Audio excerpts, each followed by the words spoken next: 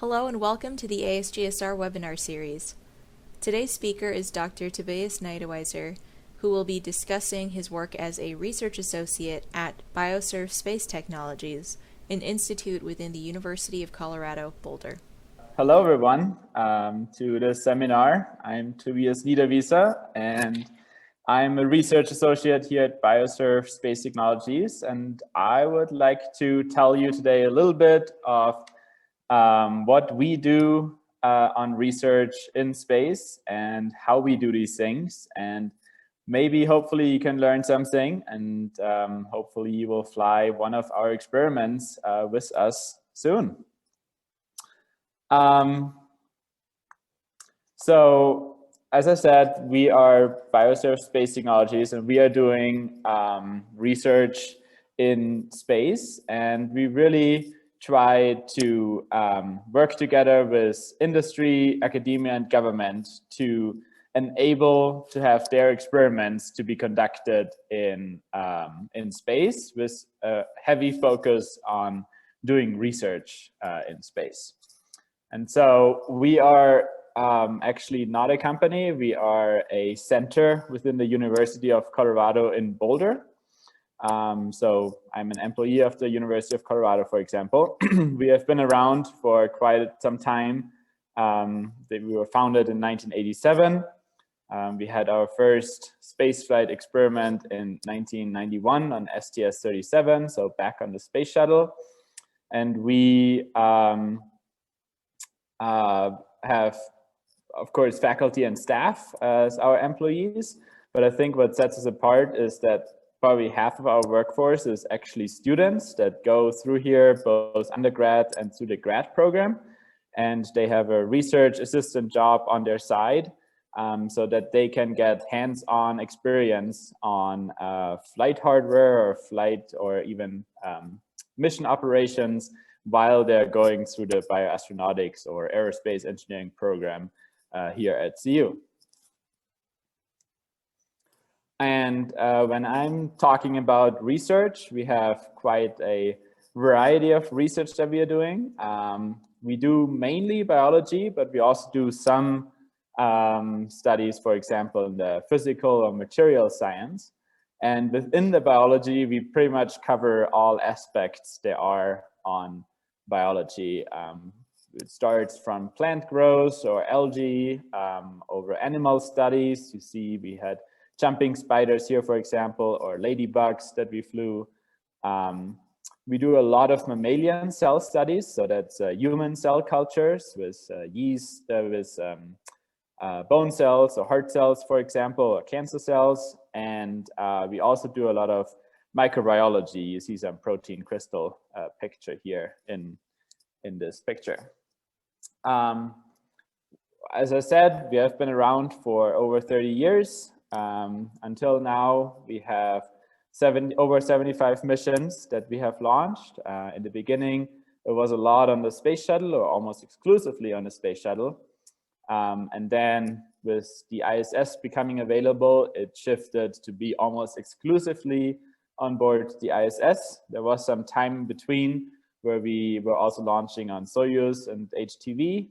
But now, these days, we pretty much launch on every single resupply flight that goes to a space station on board Cygnus or the Dragon capsule from SpaceX. And we have done over 150 payloads, partnered with lots of companies and research institutes on those payloads because they are usually the experts in the field. And then really what is the entire point of us doing this is we have published, or we have helped to publish more than 350 journal articles, so we can share the results that we have found on the experiments that we have flown to the space station. And just looking, I took the screenshot this morning from our flight history on the website. So you see we have 76 missions, and we have another one, I think, coming up in June is the next one. And as you see, pretty much every NG and SpaceX flight, we have at least one experiment on there. I think SpaceX 21 was quite the record. We had 5 experiments on there, which was a lot. But yes, we are actively and all the time doing experiments on the space station. Speaking about the space station, I'm sure you've all seen the International Space Station. And this is really our lab in space where we can do experiments. And you might not know that the ISS is kind of, at least the US segment, is split apart in two sections. Not physically, but from an organizational standpoint.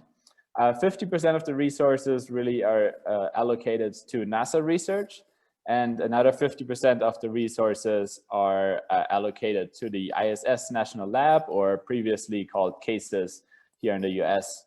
And they really have different focuses. So NASA is focused on the space exploration, so doing research, for example, for technology demonstration, or finding out how humans that fly into space adapt to the microgravity, so we can actually go further, like finding out what happens if humans are in space for 6 months or a year, so we can safely make a trip to Mars, for example, or developing new life support systems so we can make a moon base or lunar base, for example. Versus the ISS National Lab is more for the terrestrial benefits. So it's more on the fundamental science side. Because we have these unique conditions up there, we can test things out, and then the idea or the hope is that these results have benefits for us here on Earth. And I have some examples later on what we did and how that benefited us here on Earth. Shortly for the motivation, why are we going into space and why are we doing research there? Currently, we're doing it mostly on the ISS here on the left side, and that is really mainly for the microgravity studies. So it's the only platform that exists currently where we can have microgravity for longer than 20 seconds. So if you have an experiment that needs longer than 20 seconds, the ISS is currently your only choice. And since we are doing biology with usually multiple generations, 20 seconds is just not long enough for any of our experiments. So that's why we do a lot of our experiments on the ISS. However, it's really exciting now that we have new options coming available. For example, Orion, which is supposed to have its first test flight later this year, because Orion goes outside of the radiation belt, and that opens up a new area of study, which is radiation experiments. Because Orion flies outside of the Van Allen belt. So we are really excited to start these new kind of studies focusing on radiation rather than microgravity. So going more into how we actually do our experiments, we collaborate a lot with researchers and experts in the field, and they usually do their experiments in laboratories on Earth because they are experts on whatever cells or organisms they're working with. So if they are coming to us, they are very used to this setting here on the left, which is labs, which I'm sure you're very familiar with. They have incubators and biosafety cabinets in them. Most importantly, they have gravity. And now we want to do the experiments in space. And on the International Space Station, you can already see on first sight, it looks quite different. It's a much more crowded environment. There's no separation between a lab and like a break room or something like that. It happens all right next to each other, or even the gym. And there's no gravity, and it's just a very, very different setting. So what really our expertise is to transfer the experiments conducted on Earth into the experiment facilities and procedures in space. And so how are we doing this? Well, over the last 30 years, we have developed a lot of unique facilities or devices that are suited to be operated in space, but are very similar to what is usually found in labs all over the world. So really simple things, starting out with test tubes, We have the fluid processing apparatus, for example. I will tell a little bit more about that later. A lot of experiments are done in Petri dishes, which we have a thing developed. It's called the BioCell. Multi-well plate, which is also covered by the BioCell. But even just simple things like thawing something up really quickly, coming out of a freezer on Earth, you just put in a water bath. Well, that is a big, big challenge to do in space because there is no water bath and the water bath just doesn't work that way. So we actually had to develop a thaw system. Incubators, if we do these human or mammalian cells, they usually happen at 37 degrees Celsius. So we developed an incubator that fits in space and is compliant with all the launch loads and microgravity requirements. Microscopes, because you want to see what is happening to the cells live in space. Refrigerator freezer devices, and then even a biosafety cabinet, which actually is being used on the ISS much more than on ground, because everything that can spill in microgravity is becoming a hazard real quick, because it just doesn't drop to the floor, but it can float around for quite a while in the cabin. So we do actually a lot more things in the biosafety cabinet equivalent on a space station called MSG or LSG than we would usually do on Earth. And of course, everything that's sterile has to be in there anyways. And then going through this entire process from like research to results, we covered the entire spectrum. So really from the research to the results, we have a hand in all aspects. Sometimes we do the research ourselves, but in most cases, we would say like 80% of the cases, we collaborate with experts in their field. So that might be a plant biologist, that might be someone that has dealt with kidney cells their entire life, because they are really the experts on the biology. What we then really do in all cases is the development or the integration of that payload into the NASA and the ISS environment. Sometimes we can use existing hardware. Sometimes we have to develop hardware specifically for that experiment. Sometimes even coupled with software. We have to prove to NASA that all our devices are safe. Sometimes we have biohazardous materials that we are working with, or diseases, really nasty stuff that we have to really make sure that there's several layers of separation between the astronaut and that biology at all times. We train the astronauts to do the experiments because they are really our like technician in space. They are conducting the experiment, so it's crucial that they understand the experiment and know what it's important and what to look out for. And then we do the launch integration. So if we go to a launch pad, we have to put everything together because it's time critical just before the launch. We then finally do the mission, which is the most exciting part, but the shortest part usually. And then the post-processing, which is analyzing the data or samples that we get back. And through this entire process, I think the most critical part is testing. We are testing at every stage of this path here.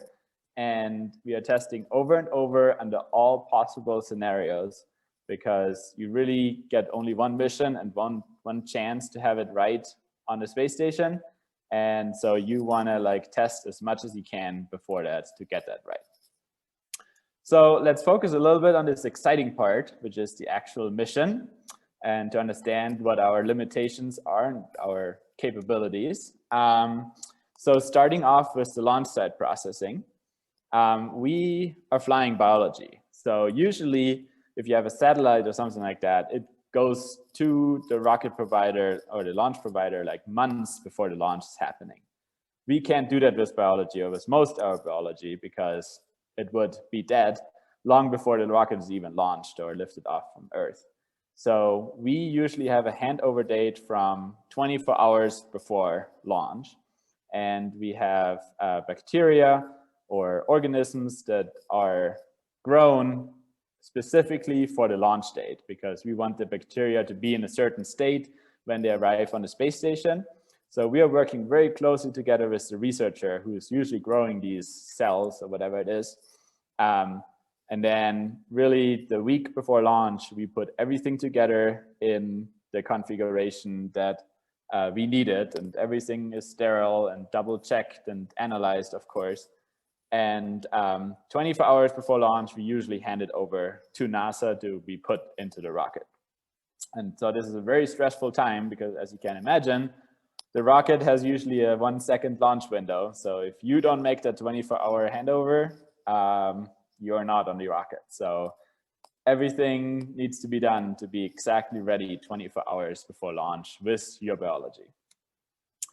And then even though we have maybe this active biology that flies in a BioCell or in a FPA, we have tons of support hardware because there's no chem store, no Fisher Scientific up there on the space station. So you have to think of everything you will need for the experiment up there to be conducted. And this already includes things like a contingency bag, because if you have a spill, you need a wipe to clean it up. And guess what? You can't just get that somewhere. You have to already think about that beforehand. So the support hardware sometimes is bigger than the actual science hardware that we fly. As I said, we are usually handing over 24 hours before launch, and this is considered late load. And this is really unique in the satellite or in the launch business, because the rocket stands already on a launch pad and is tested out and connected with the launch pad. But 24 hours before launch, they usually put the rocket back down. In the case of Northrop Grumman here with the Antares rocket, or the Falcon 9 rocket, they actually can use that tower now, so they don't have to put it down. But 24 hours before launch, they put the biology into the rocket, which is usually the last thing that gets into the rocket. And then this is just a picture of, you see the nose cone of this rocket is taken off in a clean room again, and they load the last perishable items into the rocket. Everything else that is in the rocket, which is in these bags behind in this picture, like the food, clothes, or new equipment, like the new toilet, or anything you can imagine, new spare parts, those are in those other bags, and they are already loaded months before. But the biology, which is the stuff usually up in the front, is the last thing that goes in, and sometimes it's even powered and active while it goes up to the space station. One thing that we have available from NASA, which is a really nice service, is cold stowage. They have a variety of different devices that can go up and down on the rockets to provide temperature conditioning. So sometimes you want to fly frozen cells up to the space station. Sometimes you want to fly refrigerated cells to the space station. And they have these devices that you can see on the left, and they provide different temperature ranges. And the reason this is so important is because it's not that you're handing it over and then a day later you're up on the space station, because you're handing it over, for example, 24 hours before launch. Then you have a launch scrub, which is usually around 24 hours. So now you have 2 days already passed, and it's not even on left Earth yet. So then you have a transit time, which is another day or 2 or 3 until it reaches the space station. So now you're maybe at 4 or 5 days. And then they open the hatch, which is quite the procedure, and get all the items out. And your item might not be just the first item. So it takes another day. So all of a sudden you have like 5-6 days that your cells have to survive just to get from the lab on the ground to the lab in space. And then they do something very specific if the launch is delayed for more than 2 days. Sometimes they put the rocket back down, put out the biology, and replenish the biology. So 2 days after you already handed over your biology and think you're done, you have to hand over another set, because now you want to have fresh biology in your rocket. And then there's the launch, which is of course very exciting, and because it means you don't have to redo your experiment again. And then on the ISS, these biological samples are usually the first things that the astronauts take out of the rocket. And in our case, we usually put our samples into SABL, which is our device that is permanent on the International Space Station, and it's a very smart incubator.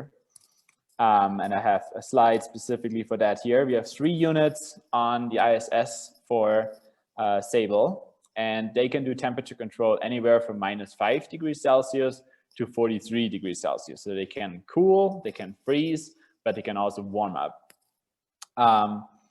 And they have an interior volume of 23 cubic liters, so it's quite a large volume where you could put samples in. But what is unique about SABL, it is that it's a smart device, so it has connections for USB and Ethernet and power.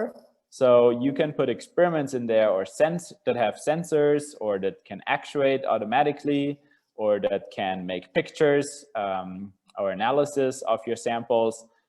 So we have the capability to have smart experiments inside our temperature controlled device.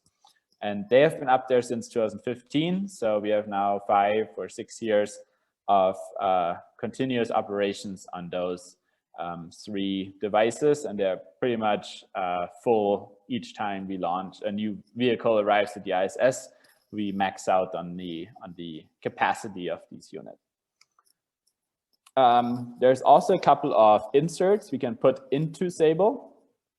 One of them, we have many of them, is ACM. This is the atmospheric control module, and this is specifically designed to provide a CO2 environment. If you're doing human cells in space or anywhere, even on Earth, the standard procedure is to put them in a 5% CO2 environment, so you have the right pH in your media, and or to mimic the pH of your of the body environment. So you have 37 degrees Celsius and 5% CO2, and this device can actually control 5% inside the temperature control compartment of SABL. So now SABL is not just a temperature device, but also a real cell culture incubator. Once those samples are up there on the space station, we usually want to activate our experiment, because cells, in most cases, sometimes not, are dormant or somehow preserved when we launch them to a space station, because we don't want to see the reaction of the cells to the launch environment. We want to see the reaction of the cells to microgravity. So we want to protect them as much as possible when they're launching, and then only activate it on board the space station in microgravity. And there's a couple of different techniques how we can do that. We can use them in refrigerated state, or in a cold or in a frozen state with cold storage acids. Sometimes we can fly lyophilized cells, so freeze-dried cells in powder form, and we can put liquid into them in space so they start growing. Cells, sometimes you can put in dormant state somehow, or you actually preserve them, put them in preservative, and do a media exchange in space to activate them. Or also sometimes we do fly them active and try to keep them alive during the ascent. So it really depends on the specific experiment, but we have all these options available and have all of them successfully proven in the past. And the big driver here is you want to have real good science results that pass the peer review process in the end. So you really want to isolate your variables to microgravity. That's the entire point of these of this effort. And so one device that we developed is the Group Activation Pack, or GAP. And they have these fluid processing apparatus, so the single tubes inside of them, the FPAs, which is really very similar to a test tube on Earth, but modified so it works in a space environment. And this is a really simple, reliable way of doing experiments in space, because we have these different chambers here. We have, for example, the gross medium here, we have an inoculum here. In this specific case, we had an antibiotic, and then a fixative. And this is like this different stages of the experiment. So this is how it launches. And you can see this bypass here. So if you push in space on this end, all these inner tubes move to the left. And with this bypass, the inoculum can mix with the growth medium. So now you have the start of your experiment. And then you let that grow for maybe a week until your cells are mature. And in this specific case, they mixed in antibiotics by pushing it after a week even further in. So the antibiotic could act on your cells. And then after another week, you can push even further and you have a fixative in there and you preserve your cells so you can bring them back down and do the analysis. And with that, you really had the entire experiment conducted in microgravity and had them preserved for both coming up and going down to the ground. And you really had only microgravity for your samples. And GAP is just a container that holds 8 of these FPAs in them. So you have a sample size of 8 per GAP. And we can fit 16 of these GAPs in our SABL unit. So we can actually have quite a few samples to get statistical analysis or to have different versions of this experiment because sample size is very limited in space. So this is a very space efficient way to do a lot of samples in one go. What you also can do is media exchange, for example. And for that, we have the BioCell, which is our workhorse for doing cell cultures in space, I would say, but usually cultures that are more involved. And most cultures that we do in here require some kind of gas exchange. So they either want a CO2 environment or they actually exchange CO2 and O2 because of cell metabolism. And this BioCell is unique because it can support that kind of gas transfer into and out of the liquid without exposing the liquid to the crew or the environment. So it's really versatile, and we do most of our experiments with this kind of hardware because we can do attached or suspended cell cultures. We can use this BioCell. It has such a form factor that we can use it for analyses, like you putting it into a plate reader on the ISS, putting it under the microscope. We can do media exchanges. So it's designed in such a way that the cells stay in this middle section and we can swap out the media either because it's consumed or, for example, because it was a preservative when we launched it and we want to start growing and we wanted to give it media. We can do that. We can, it's also certified to put into cryogenic storage, so we can freeze it. We can also fix the samples that are in there by putting in a fixative. And you can also put it in automated systems, so you do not have crew interaction if you wanted to. And as I said, we have done a ton of experiments with these BioCells and have done a variety of cells from stem cells, heart cells, bone and cancer cells, bacteria were in there, biofilms, yeast, really a lot of different organisms, bacteria, or cells that we flew in there. One examples that we did do in these was cancer cells that we flew. And the idea behind this was that in Earth, if you grow cancer cells in a petri dish, they look more like here on the left side. They're flat because they're down on the bottom of the petri dish because they settle and gravity acts on them. So they grow in this 2D kind of shape. In the body, in the human body, but also in space, they more form like 3D kind of cells. And as you can clearly see, there's a big physical difference between like surface area to volume ratio. So if you have treatments, for example, they might be very different in effectiveness because these cells just physically look so different. So the idea is that if you fly those in space, you can do research much more effective on drugs against cancer, for example, because it mimics the conditions that are found in the human body so much better. And this is an experiment that was flown in 2017, for example, called antibody drug conjugates. But that's just one out of many examples. And then, of course, sometimes you're concerned that when you bring the samples back, they are changing. So you want to do analysis in space, in microgravity, to really get the look of how these cells look while they are in microgravity. And we do a lot of this with our big scientific grade microscope that we have on the space station.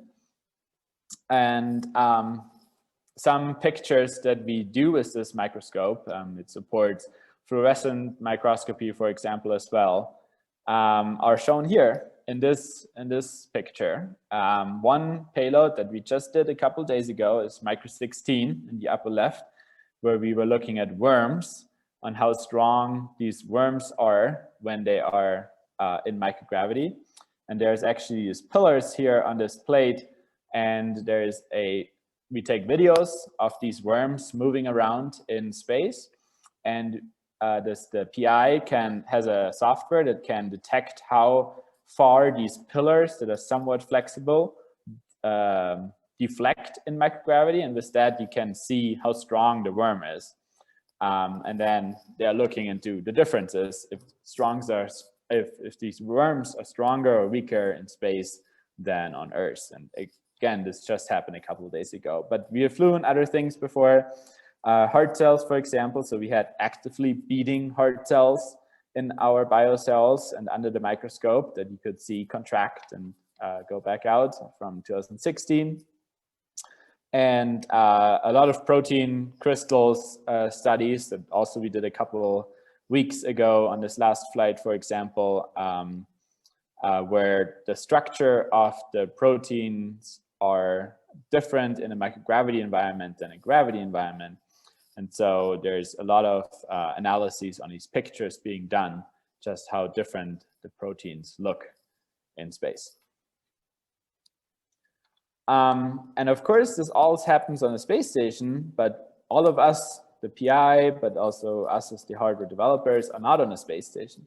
So we have our control center here at BioServe in Boulder, Colorado at CU in the aerospace department, where we have a live link to the space station. So if they do any experiment, we usually are on console in our operations center, instructing the astronauts what to do, taking logs and monitoring and commanding all our facilities that we have on the space station. So as you see, we have a live link of video where we see we call it the over-the-shoulder view of an astronaut, because they usually put the camera over the shoulder and we can watch them closely exactly what they do. We have direct audio communication to NASA and sometimes to the astronaut. If we do difficult experiments, we talk directly to the astronaut and tell them the steps of the science investigation. But we can also monitor our facilities. So SABL, for example, is completely linked up with up and downlink. So we can see the state of SABL, but we can also change temperatures, for example, in SABL to warm up our samples or to put them back to freezing, for example. Or we can see the live view of the microscope. When the astronaut is doing microscopy, we have usually the scientists sitting right in this control center, and the scientists monitoring the astronauts and giving tips on where to focus and just looking at the view and seeing if there's anything special that he wants an additional picture of about. And of course, the time that you see here on the right is very crucial to us. First of all, because crew time is at a premium, so everything has to be very efficient and quick.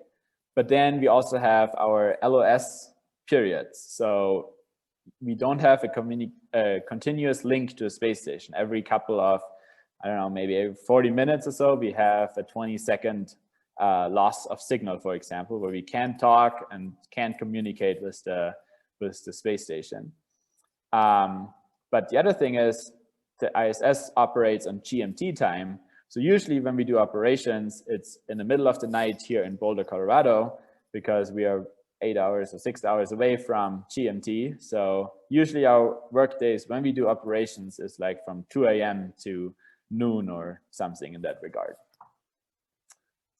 And then we can also do some more elaborate things with our experiments. This specific thing is our kidney cell experiment that grew active kidney cells in space. And we specifically had to design this device for the space station because otherwise you couldn't fly the existing hardware that we are using on Earth. And this happens very often because we do very unique science. We do things for the very first time in the space environment. So very often we do brand new devices and brand new procedures to conduct our experiments in space.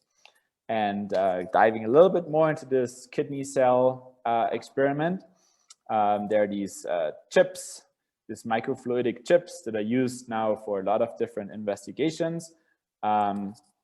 In our case, it was kidney on a chip, but they also have heart cells on a chip or spleen on a chip, all that kind of stuff. And in the lab, it looks like this. There's a lot of tubes, there's an incubator, there's syringe pumps, and it's a big system that is very much manual. We couldn't fly something as big as this in space because the rocket just doesn't have that capacity with all the other investigations going on. So we put these 72 samples that we have in a form factor of 2 cubic feet. That has all what you see in here is inside of this specifically designed box for this kidney cell experiment. But the good thing is we can really support now any chip experiment, not just the kidney cells, but maybe the heart cells. And this was an investigation that was looking at finding some answers on kidney disease that launched in 2019. And then once the investigation is over, we often get our samples back. That is, of course, only happening with the SpaceX Dragon capsule because it's currently the only capsule that can land back on the ground. The signals module burns up in the atmosphere. And as soon as these samples are back, it's, of course, still time critical, and we get them back as soon as possible. So in the port, it used to be in LA, now it's more in Florida. As soon as the ship with the capsule is back, they again put the biology out first and hand it over to us or the scientists as soon as possible. So the scientists can either do the analysis or we can do proper temperature handling in our ground facilities or ground labs that we have. And as you see, it's really between ship and plane where these samples go on. So it's a very, very fast and fluctuating time regime that you're in when you're getting these samples back. All right, so that was a complete mission, but sometimes we have very unique experiments that are not fitting into this standard scheme of things. One of them is rodent research. So we do active experiments with mice on the space station. And this one, for example, is an experiment where we were looking at muscle loss on these mice together with Amgen. And they were looking at a drug that Amgen developed against osteoporosis. So they were giving a drug, and with that, the bone density wouldn't go down as fast or would prevent it completely. And the idea behind this was that muscle loss in space happens about 10 times faster than an osteoporosis patient here on Earth. So that is quite a significant rate of bone loss that you get in space. And so Amgen was able to quickly analyze this drug in space, and it used to be a successful drug. And they actually, since this was back in 2011, in the meantime, they actually finished developing this drug that they tested on here, and it is now an FDA-approved drug here on Earth against osteoporosis patients. So this is one of the examples that we have that we can use the microgravity environment to do research that is then has a big benefit for us here on Earth, for pretty much all of us that even don't have anything to do with aerospace, because osteoporosis is a widely spread disease. And for this, we specifically had to develop a life support system called AEM-E. This is for the Cygnus capsule, because previously mice were flown to space on the space shuttle, and the space shuttle provides oxygen and the habitable environment for astronauts. So if you put 40 additional mice up there, it's not that big of a impact. But now that we have these cargo resupply missions to the space station, we are just in a sealed tin can, and the mice would run out of oxygen on their mission up to the space station. So we built a system that replenishes, it's a life support system, and it replenishes oxygen, it filters out humidity and CO2 out of the cabin environment. So the mice have a habitable environment to survive the trip up to the space station. Once on the space station, again, it's a habitable environment for humans, so you don't need that system anymore, because there are already all the systems in place to support humans, and they can also handle these mice. And so this specific device that I worked on was launched in 2019 twice, and will be used on pretty much every future mission. There are mice on the Cygnus module. One other experiment that I said before we're really excited about, because it's different, because it goes into deep space outside of the radiation belt, is deep space radiation genomics. And we got a spot on the Artemis 1 mission launching at the end of this year that will fly around the moon and come back. And we are flying yeast on that mission that is growing over multiple generations, and is specifically modified yeast with over and under expression DNA libraries. And we are looking on what changes the deep space radiation is doing on those DNA for the yeast. And the idea is that we can then correlate those findings between the DNA of the yeast to the humans, because 70% of the functional DNA between yeast and humans is the same. So that then informs us how astronauts could survive the radiation dose that is inside of Orion while going on a long duration trip to Moon, Mars, or beyond. And so we hope this launches at the end of 2021. And for this one, we also had to develop a completely automated system that is completely, there's no crew on this Artemis 1 flight. So it is completely autonomous. It actually provides its own power, its own data logging, its own decision making, its own activation timeline, because there's no connections to the Orion at all. It's just a box that's inside. And so this is just one example of a completely automated system that we are flying. And then one last example I have is we developed very recently the new refrigerator for the astronauts on board the space station. This is not so much on the biology side, but we developed the SABL incubator, and this is kind of a spin-off of the SABL incubator, because astronauts usually have freeze-dried food up there, but as their bonus food kind of thing, they also get fresh vegetables sometimes, and they have a little galley rack. And so NASA approached us to develop the fridges for this galley rack so they can store food that's perishable for a little longer times up there. And we just launched this at the end of last year in 2020, and we have 2 of these units up there, and they're keeping the food for the astronauts cold at the moment. And with that, I think I have finished my presentation part, so I'm more than happy to take any questions that you might have. Thank you very much. That was an excellent presentation, and we do have quite a few questions. I will start with the questions that were submitted with registration. First question, it seems like astronauts still need to be involved with most of the life science research on the ISS. What are the biggest hurdles to having low-cost, fully automated life science experiments?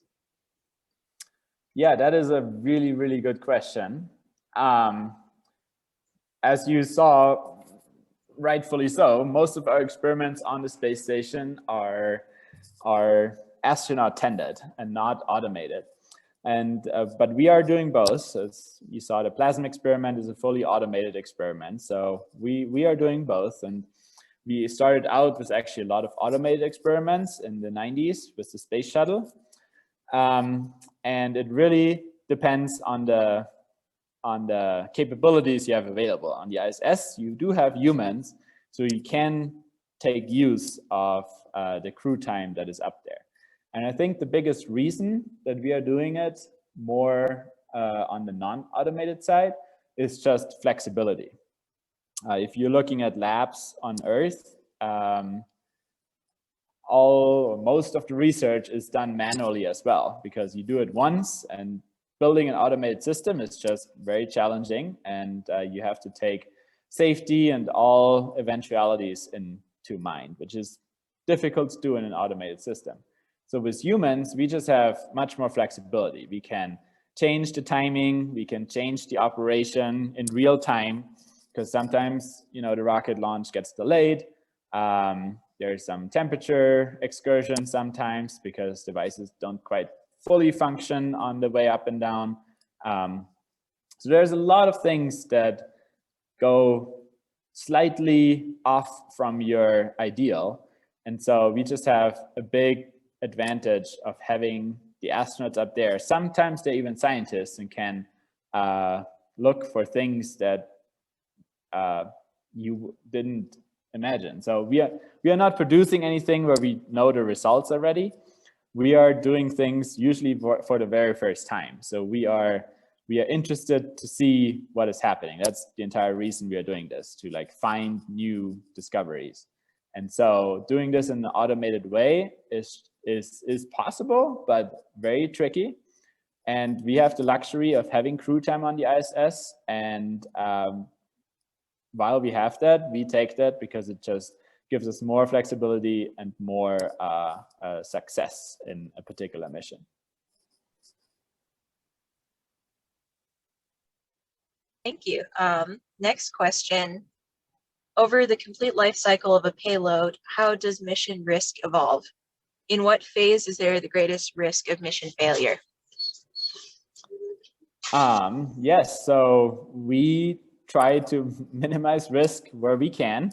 And I think I alluded to that earlier. We are testing everything on the ground over and over and over again. So every experiment before it is done in space, we do at the very end, after like plenty of other tests that we did individually before, we do a full, we call it an EVT, like a full rundown of the entire mission on the ground. So we take the instructions to the astronaut, we take the actual facilities that we are using on the space station. We have all the facilities back here on the ground again, and do everything just without the microgravity environment. And with that, we really make sure that we thought of everything like we do is working, and we minimize the risk as much as possible. Of course, a mission is just always changing, and there's always these little things that are not foreseen. So surely enough, the biggest risk is always during the mission phase. When it launches, when there's launch delays, when it's up on the space station. And that's just when the expertise comes in and when our flexibility comes in to react to those and try to get as much science out, even if something didn't go exactly like it was forecasted. Okay, the next question is also kind of related to risk. What crisis management, what is the crisis management like for ECLIS? For example, when something goes wrong, what is the first step that you have to take? So ECLIS is more, so ECLIS is the environmental control and life support system, and that is the system that keeps the humans alive. So that is a very crucial system on board the ISS, and usually very different than experiments, because if an experiment doesn't work, the worst thing is that well, you don't get your results. If the life support system doesn't work, your astronauts are at risk, and the entire space station is at risk, because that's a crucial system. So I think crisis management is, first of all, good design. So there's not too many crises up there on the life support system. But the other thing is they have redundancy. So they have several independent life support systems, or systems for the functions of the life support system. Like they have several systems for removing CO2 out of the air. So I think it's not a crisis management. It's really an upfront design and system architecture management that they do in order that the crisis doesn't even happen, particularly for the ECLIS part. And the next question is more career related. So the question is, I'm also working in microgravity and its countermeasures. Are there any institutes to study it in depth that you would recommend? Yeah, so career advice is always tricky. What I would say, I think, is that we are very much on the interdisciplinary side between engineering and biology, and those are very different fields. Like engineering and biology is very different approaches and very different kind of people, I would say. And so the trick is to combine those two. And you also should decide on which side you want to be, more on the hardware development or more on the research side, because that then decides on which kind of institutes you're looking at. If you're looking at more engineering kind of institutes that develop hardware, or more on the research institutes that are not particularly related to space, maybe. They're, again, like we have kidney cells or heart cells. So you really need to be in a biological lab that is focusing and has all the tools available and the knowledge about kidney cells, for example. So I don't think I can name particular institutes. It's just really depends what you're looking at. And I have another career advice question. How can one prepare for a career in the space biology research industry? I would just say keep up to date on what is happening in the space environment, in the research environment in space, and then see who is active and who is doing what. And for me personally, I just took internships at the places that looked interesting. I emailed them and saw if they would take me for a couple of weeks or months, and just tested out what I like. And I think everyone should do it in a similar way, because you should definitely do only what you like. What is your advice for someone interested in a career in industry-based life sciences space research, as opposed to academia-based research? So industry-based research is tough, because just going to space is so expensive. It's very difficult to do privately funded research in space, because the launch costs are just still prohibitive to do that. So all of the research that is regularly done is usually more on the academic side and to the traditional grant process. There are some private companies that win some of these grants, of course, as well, because these grants then cover your launch costs, and that's just the biggest cost factor of all the experiments. But I think what our benefit is here of being in academia, we are inside of a university, so we are really close to the environment of peer review and grants and research. So I think that's one of the factors that makes us very successful of integrating this research with the engineering that we have to deal with in aerospace, because just everything is very engineering driven. Okay, and how much is working in life science experiments versus classwork? So how much of your studies has been working in the lab that you found useful versus in the classroom? So our environment, I think, is very unique because you have to be experienced or knowledgeable in a variety of different fields. Like, for example, one of my work weeks might look like on Monday I'm designing something in CAD, more like mechanical engineering. On Tuesday I might do an integrated test of some facility, like a vibration test or an EMI test. So very much aerospace engineering disciplines with structural and electrical knowledge. On Wednesday, I might have to assemble some items. So it's only hands-on, like screwing things together and bonding things together. Then on a Thursday, I might have to work on this microscope here. So you have to have some optical knowledge. And on Friday, I am working with mice, so more on the biology side. So it's really, to have a really broad background, I think, is really important, and that is both hands-on, but also on the theoretical side of things. So definitely both of them. And we do still have a few more questions, but we want to be mindful of your time. Would you be willing to answer a few more, or do you have a hard stop time? Okay, great, thank you. Next question, you mentioned the interest on radiation-oriented rather than microgravity-oriented experiments.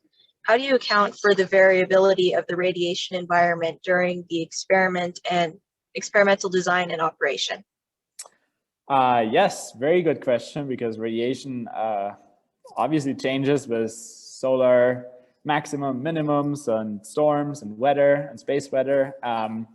So what we definitely do is we put a dosimeter on the spacecraft, and NASA has those and flies them with you can request them on every single experiment that flies.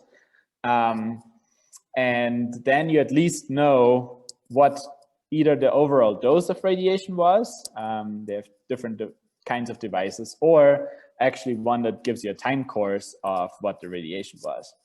And so you obviously can't control the radiation, it just happens, and you're reacting to that. But that is the same for astronauts. So when they will go on a deep space mission, they will also be in unpredictable radiation environments. We do, on specifically this plasma experiment, do a radiation campaign on the ground. So we irradiate our samples with known radiation frequencies that we can see the reaction in the cells. And that helps us to inform of what kind of radiation is important and what radiation is not important. But the problem is you only have space to get that deep space radiation. There's no facility on Earth that can replicate that exact radiation. So it's still very valuable to test there. And yeah, you have to react, you have to measure it, and then account for it after the fact. And we have a participant from Turkey who is wondering if the ISS also works with Turkey. I I would definitely think so. Yes, now I'm actually not quite sure if Turkey is part of ESA. I'm not quite sure. I would have to look that up. But yes, I mean, there's a variety of different countries that have done experiments on the International Space Station. I mean, there's a Russian segment, there's a Japanese segment, there's a European segment, Canadian, and the US segment. So those are the obvious examples. But then the UAE has sent up an astronaut with the Russians recently. I know Israel is putting up an astronaut on the next Axiom mission. So I'm not sure of any ongoing investigations, but I know there's possibilities pretty much for most countries to do their investigations on the space station. And the next question is about temperature control. The question is, how do you transport temperature controlled experiments from your facilities to the launch site?